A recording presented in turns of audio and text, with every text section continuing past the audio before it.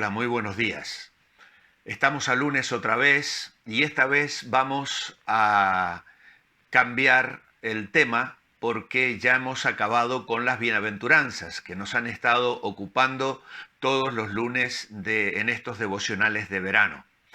Como el Salmo 119 tiene muchas estrofas, vamos a aprovechar estos lunes y martes de estas próximas semanas de agosto para avanzar un poquito en el Salmo 119, aunque seguramente no lo podremos acabar porque se nos acabará el verano antes de llegar al final del Salmo, dado que luego tocamos otros temas a lo largo de la semana.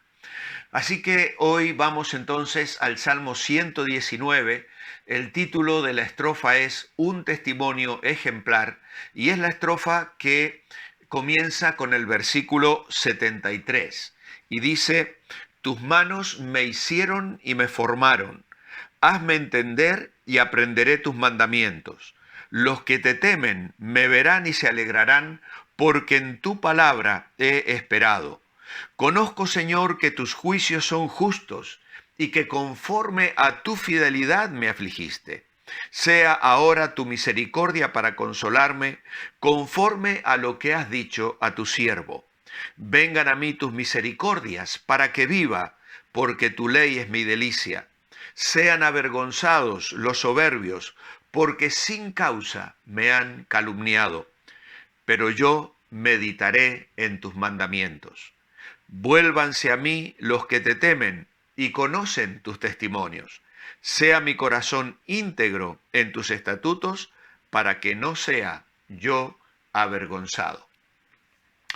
Dios quiere grabar en nuestros corazones las líneas eternas de la palabra de Dios, de modo tal que, como le escribiría Pablo a los Corintios, cada uno de nosotros lleguemos a ser cartas escritas delante de los hombres. Esto se encuentra en el capítulo 3 de la segunda epístola a los Corintios. Esto significa que aquellos que nos conocen, al leer nuestras vidas, pueden saber algo acerca de Dios. Es decir, como si Dios estuviese enviándoles una carta a través de nuestras vidas. Cuando el apóstol Pablo anima a los filipenses a estar asidos de la palabra de vida, lo hace para que ellos resplandezcan como luminares en el mundo, ya que la noche del pecado se cierra sobre una generación maligna y perversa.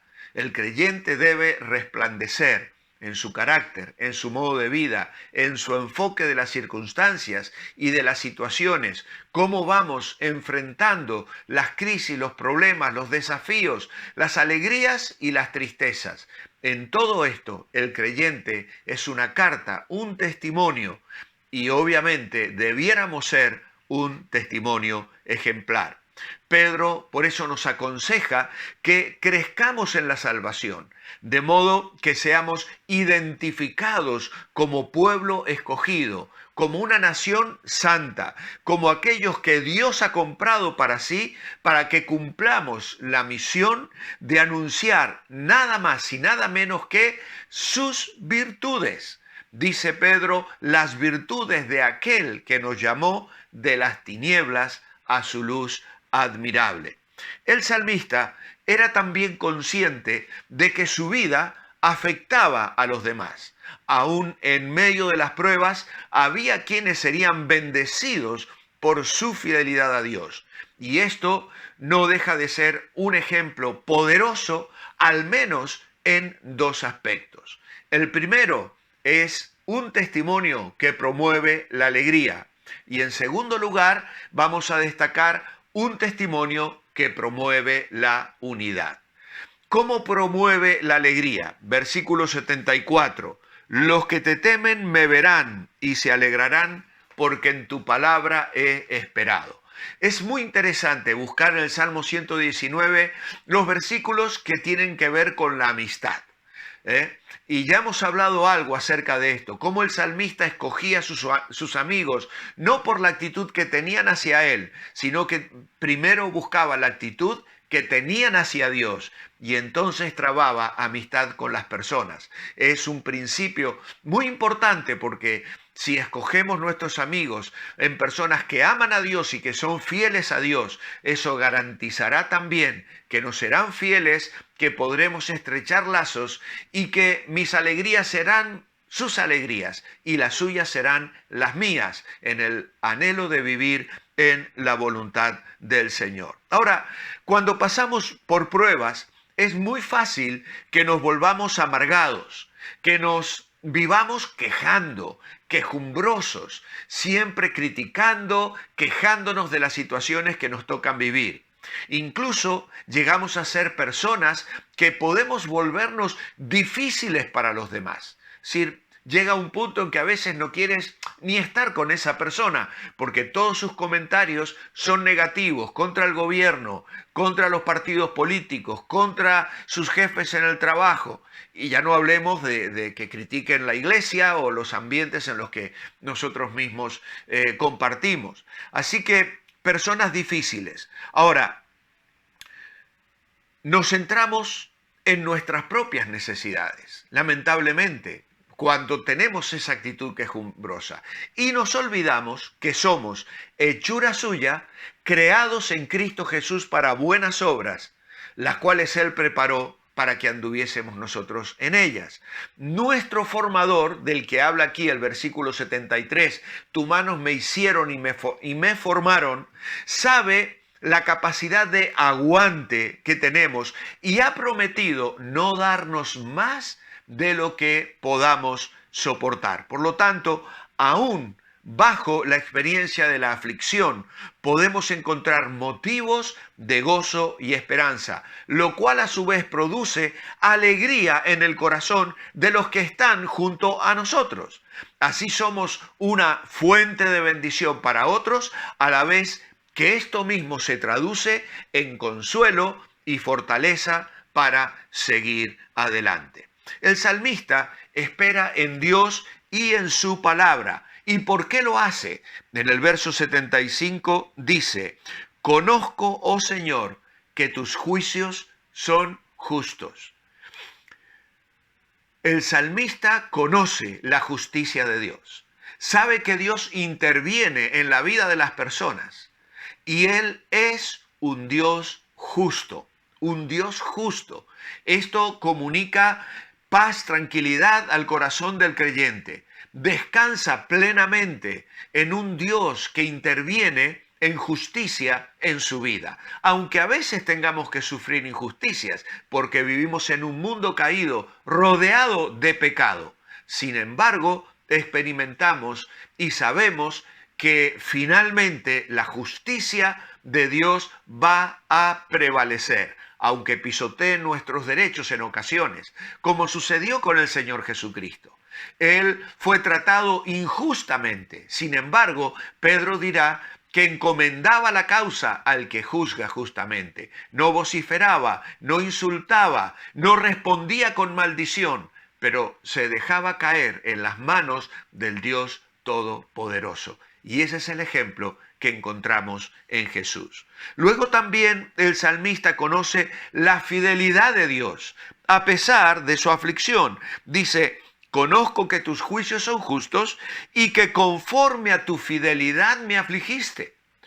Oye, el Señor permite la aflicción muchas veces en la vida del creyente, pero siempre bajo el contexto de su fidelidad.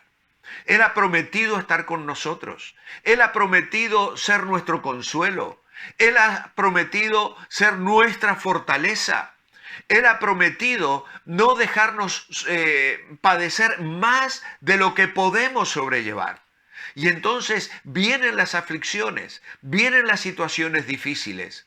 Y es precisamente a través de ella donde Dios cumple un propósito soberano en nuestras vidas, pero siempre, siempre bajo el concepto de su fidelidad. Y luego tenemos la misericordia de Dios. En el versículo 76 dice, sea ahora tu misericordia para consolarme conforme a lo que has dicho a tu siervo. La misericordia de Dios. Hace un par de años escuché una definición sobre la misericordia que me ha bendecido y que la quiero compartir con vosotros esta mañana. Decía así: la misericordia es la bondad de Dios para con nosotros que se manifiesta para llevarnos en la dirección correcta. Me encanta esta definición porque es activa. No es simplemente que Dios me mira, se compadece y suelta una especie de lamento diciendo: vale, Walter, lo siento, fíjate qué mal lo estás pasando, conozco tu dolor y me duele el corazón verte sufrir tanto. No. Dios ve mi miseria, ve cómo sufro, ve cómo el pecado me ha afectado, cómo puedo haber fracasado, cómo me puedo haber equivocado. Y en su misericordia extiende su mano para sacarme de allí, como los ángeles hicieron con Lot, que estaba obcecado en quedarse en Sodoma y Gomorra y que tiraban de él para decirle: sal pronto de este lugar porque viene la destrucción. Y esto es lo que a veces sucede en nuestras vidas. Estamos tan ciegos, tan cerrados y no nos damos cuenta que Dios nos quiere sacar de ese lugar y en su misericordia tira de nosotros. El salmista ha experimentado la misericordia de Dios y también el consuelo. Vengan a mí tus misericordias para que viva. Dice el verso 76, sea ahora tu misericordia para consolarme, la Reina Valera 60, conforme a lo que has dicho a tu siervo. Aquí también está el versículo 76, estaba leyendo el 77. Sea ahora tu misericordia para consolarme. Esto es algo que también el salmista conoce, el consuelo de Dios. Así que todo esto no hace que el salmista no experimente una crítica dura de la que nos hiere el corazón. De hecho, aquí el salmista dice: sean avergonzados los soberbios porque sin causa me han calumniado, pero yo meditaré en tus mandamientos. Les llama soberbios y de ellos ha recibido calumnias. Aún así, su enfoque sigue siendo la palabra de Dios, no los críticos ni las críticas. Mira a la palabra. Y esto es algo de lo cual también tenemos que aprender. Y finalmente el versículo 79. Vuélvanse a mí los que te temen y conocen tus mandamientos. Otra vez el tema de la amistad, la comunión, el compañerismo con aquellos que temen al Señor, que tienen una vida espiritual consecuente, que son un estímulo y un desafío en nuestra vida cristiana. Cuando hay en nosotros un anhelo por agradar a Dios y guardar su palabra, las personas que también aman al Señor se van a sentir atraídas, de modo que las relaciones se harán más fuertes y profundas, ya que están basadas en el amor de Dios, en el amor a Dios y a su palabra. Por eso, pidamos hoy a Dios, como el salmista, desde el versículo 76 al 80, que nos dé un corazón íntegro, a la vez que su misericordia nos rodea para ser de bendición a los demás. Que el Señor os bendiga y esta meditación sea práctica y útil en nuestra vida cristiana hoy, para gloria del Señor.